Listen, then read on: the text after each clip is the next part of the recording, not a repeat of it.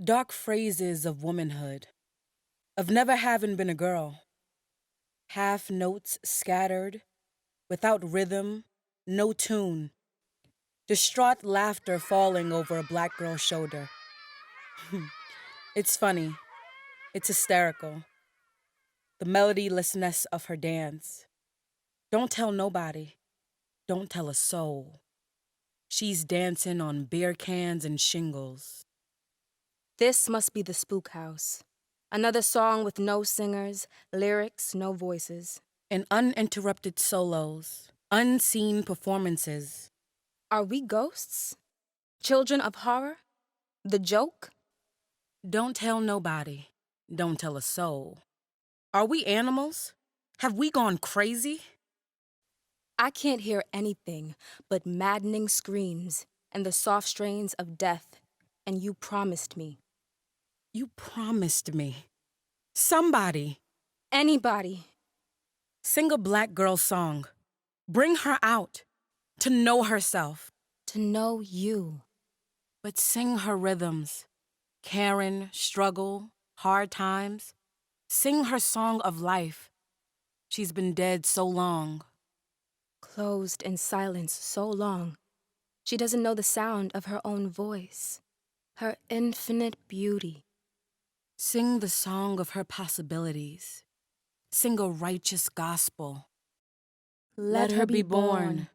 Let her be born and handled warmly. Orange butterflies and aqua sequins ensconced tween slight bosoms. Silk roses darting from behind her ears, the passion flower of southwest Los Angeles, meandered down Hoover Street, past dark shuttered houses where women from Louisiana shelled peas around 3 o'clock and sent their sons whistling to the store for fatback and black-eyed peas. She glittered in heat and seemed to be looking for rides when she wasn't, and absolutely eyed every man who wasn't lame, white, or nodding out. She let her thighs slip from her skirt.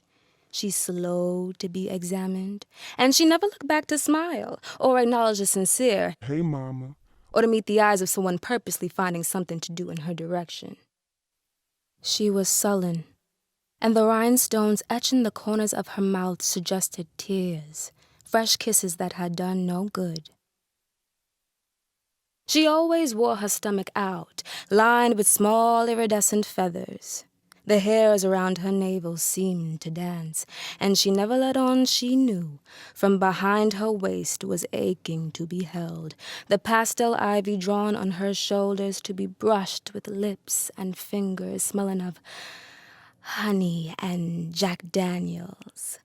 She was hot, a deliberate coquette who never did without what she wanted, and she wanted to be unforgettable.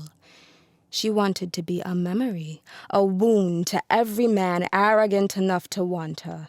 She was the wrath of woman in windows, fingering shades, old lace curtains, camouflaging despair and stretch marks so she glittered, honestly.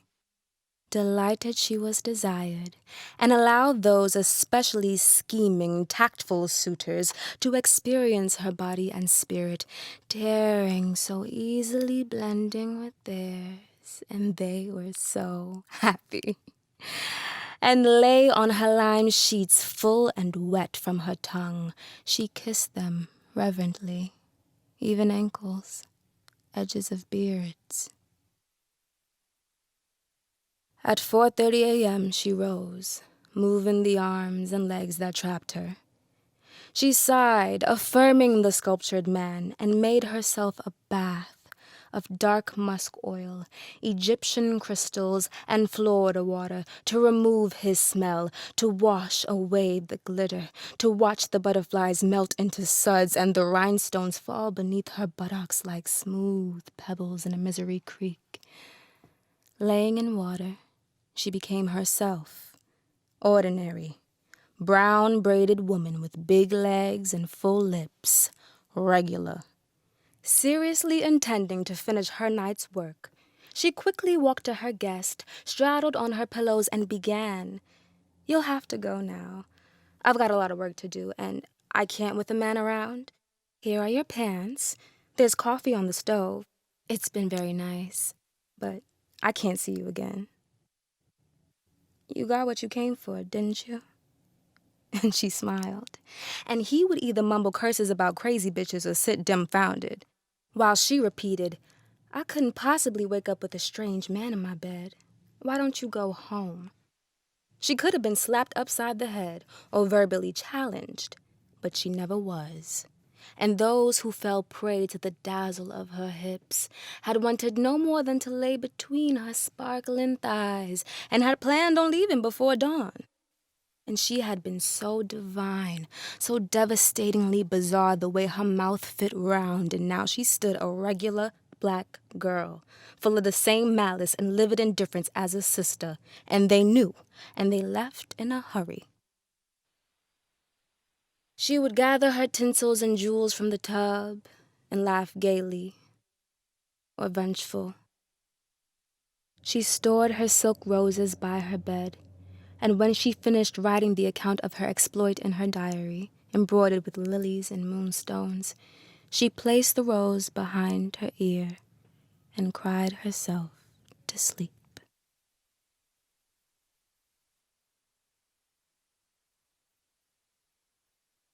Somebody almost walked off with all of my stuff. Not my poems or a dance I gave up in the street. But somebody almost walked off with all of my stuff. Like a kleptomaniac working hard and forgetting while stealing. This is mine. This ain't your stuff. Now why don't you put me back and let me hang out in my own self?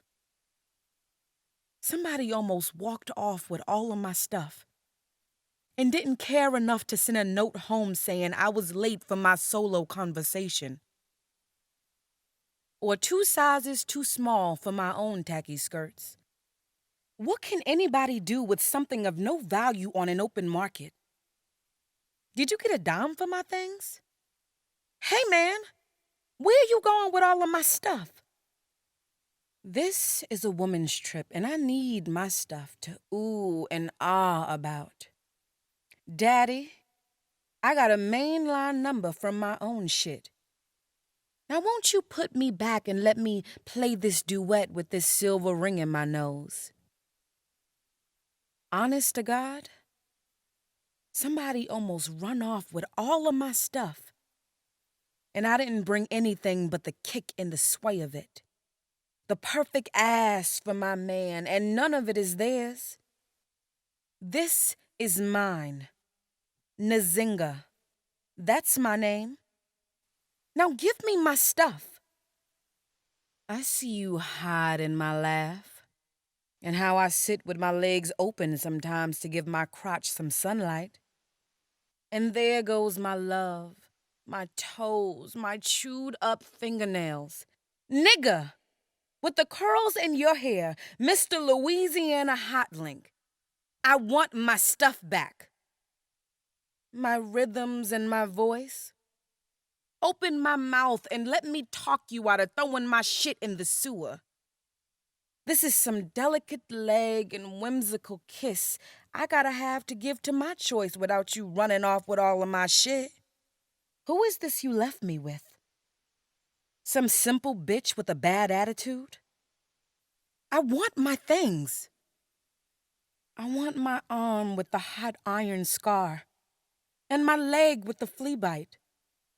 I want my callous feet and quick language back in my mouth.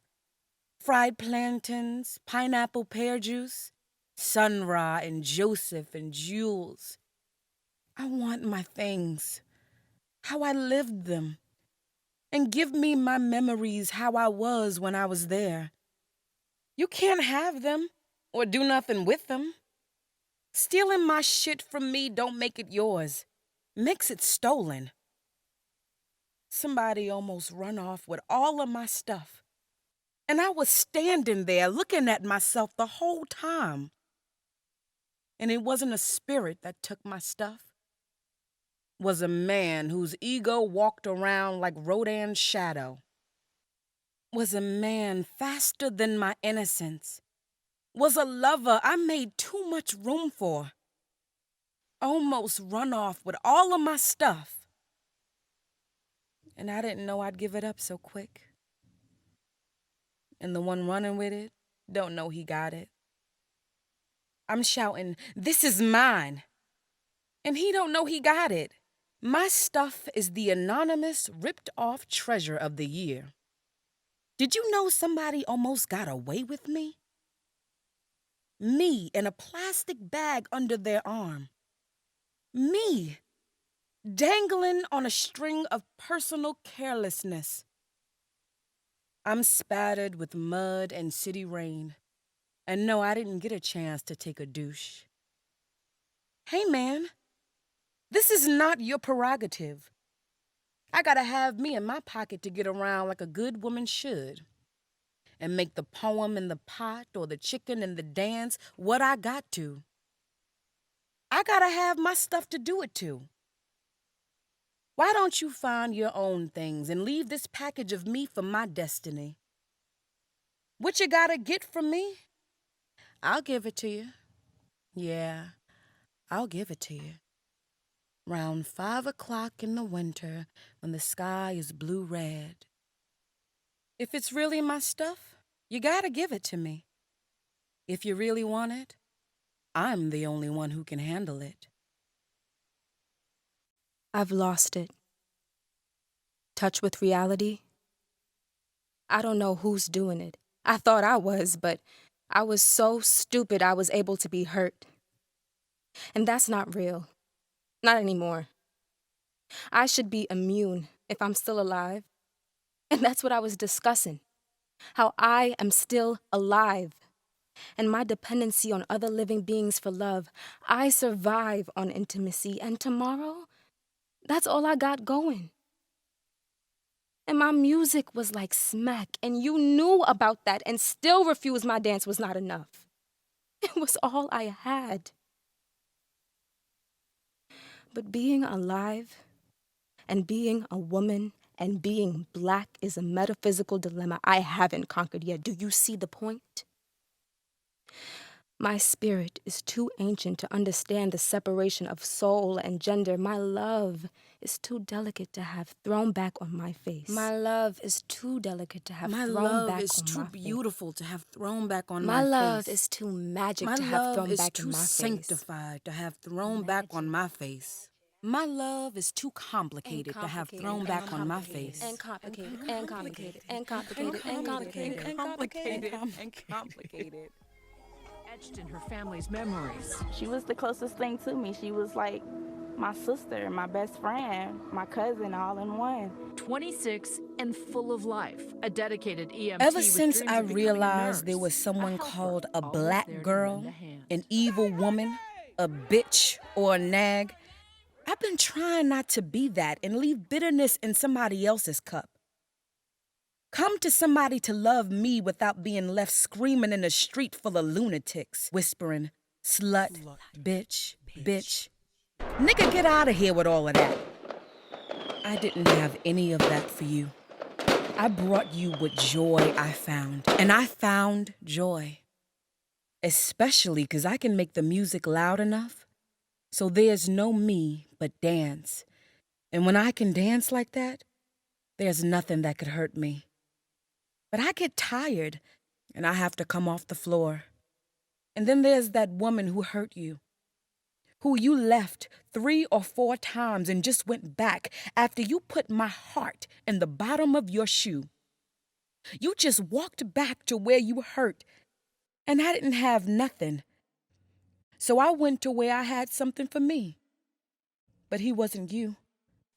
And I was on the way back from her house in the bottom of your shoe. So this is not a love poem. This is a requiem for myself. 'Cause I have died in a real way. But a real dead lovin' is here for you now. 'Cause I don't know anymore how to avoid my own face wet with my tears. 'Cause I had convinced myself black girls had no right to sorrow. And I lived and loved that way and kept sorrow on the curb. Allegedly for you. But I know I did it for myself. I couldn't stand it. I couldn't stand being sorry and black at the same time. It's so redundant in the modern world. I was missing something. Something so important. Something promised. A laying on of hands. Fingers near my forehead. Strong, cool, moving, making me whole. Sense, pure. All the guides coming into me, laying me open to myself. I was missing something. Something promised. Something free. A laying on of hands. Not a man. Not my mama holding me tight saying I'm always gonna be her girl. Not a laying on of bosom or womb. A laying on of hands. The holiness of myself released. I sat up one night walking a boarding house, screaming, crying, the ghost of another woman who was missing what I was missing. I wanted to jump out of my bones and be done with myself. Leave me alone and go into the wind. It was too much. I fell into a numbness until the only tree I could see took me up in her branches and held me in the breeze and made me dawn dew. That chill at daybreak. The sun wrapped me up, swinging rose light everywhere. The sun laid over me like a million men. I was cold, I was burning up. a child, and endlessly weaving garments for the moon with my tears.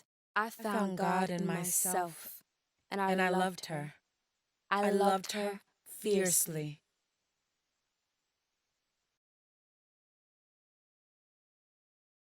And this is for colored girls who have considered suicide but are moving to the end of their own rainbows.